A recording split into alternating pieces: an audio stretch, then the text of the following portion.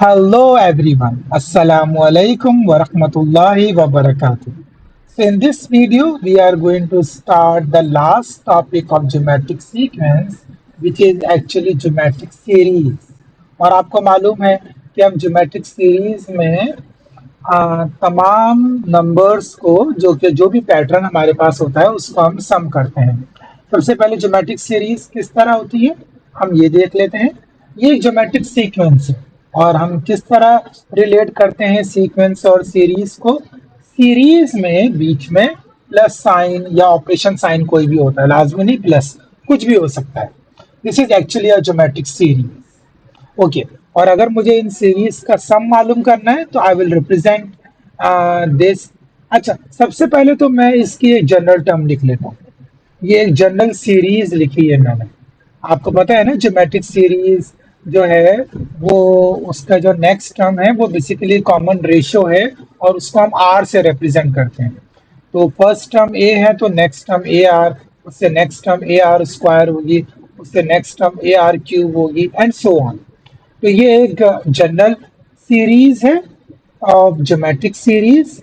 और अगर मुझे इसका सम मालूम करना है तो I will write it as this. हम अर्थमेटिक सीरीज में भी इसी तरह लिख रहे थे। चलिए, अर्थमेटिक सीरीज में तो मैंने आपको विजुअल के जरिए दिखाया था कि उसका अगर हमने सम ऑफ सीरीज का फार्मूला डेवलप करना है या ड्राइव करना है तो क्या होगा। इसमें हम कुछ अलग तरीके से करेंगे। अगर मुझे सम ऑफ सीरीज का फॉर्मूला यहाँ पर मालूम करना है तो पहला स्टेप मैं ये करूँगा कि मैं ये जो सीरीज है मैं इसको आर से मल्टीप्लाई कर देता हूँ। ठीक है, तो मेरे पास यहाँ पर एक और न्यू सीरीज है जिसको मैंने आर से मल्टीप्लाई किया है।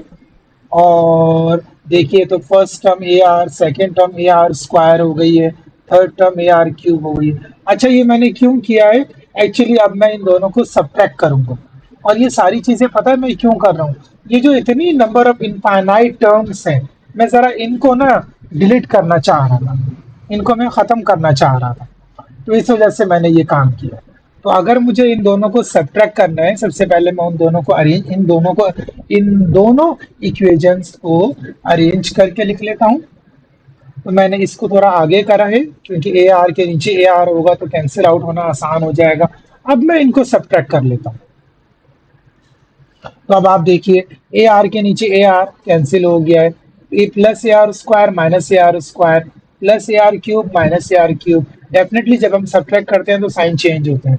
अब यहाँ पर ये a are to the power 4 है और ऊपर नहीं है हमारे पास, तो कोई प्रॉब्लम नहीं है। ए आर क्यूब के बाद ए आर 4 होगा, वो मैं यहाँ पे लिख लेता हूँ।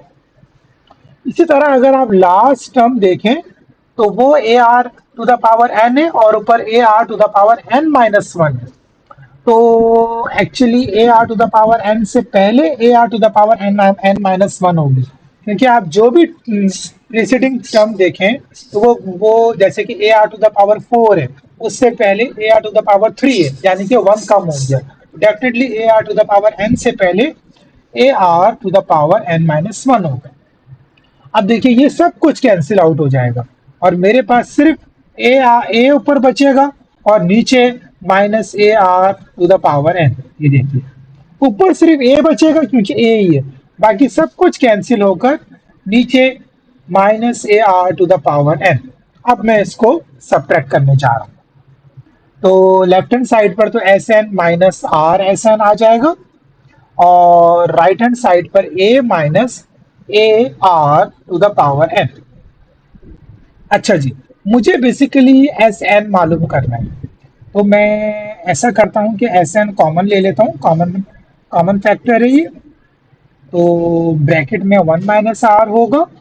और अगर मुझे एस एन मालूम करना है तो मैं वन माइनस आर को राइट हैंड साइड पर शिफ्ट कर देता हूँ। Simply this is my formula, a minus A R to the power n one minus r. अच्छा, अब आप जरा एक चीज नोटिस करिए, हमने अर्थमेटिक सीरीज में दो फार्मूलाज देखे थे। एक फार्मूला ये था कि उसमें एल भी लिखा हुआ था और एल जो थी वो लास्ट टर्म थी और nth टर्म जो कि बेसिकली। तो अगर मुझे यहाँ पर भी इसको एल कि एल भी रिप्रेजेंट करना है, यानी कि लास्ट टर्म भी रिप्रेजेंट करनी है, तो मैं कैसे करूंगा? अगर आप ये a are to the power n है, इसको गौर से देखें तो ये ज्योमेट्रिक सीक्वेंस की जो nth टर्म है ये उससे मिलता जुलता है। हाँ, वहां पर a r n minus one है, यहाँ पर a are to the power n है। तो इसका मतलब अगर मैं यहाँ पर -1 लगा दूं और डॉट आर अलग करके लिख दूं, यानी कि आप ये समझ लें मैंने कि आर को मल्टीप्लाई और डिवाइड किया है, आप ये समझ लीजिए।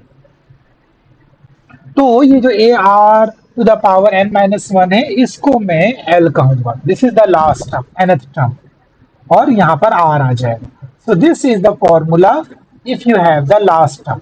और अगर आपके पास लास्ट टर्म नहीं है तो यहाँ पर simply a are to the power n होगा।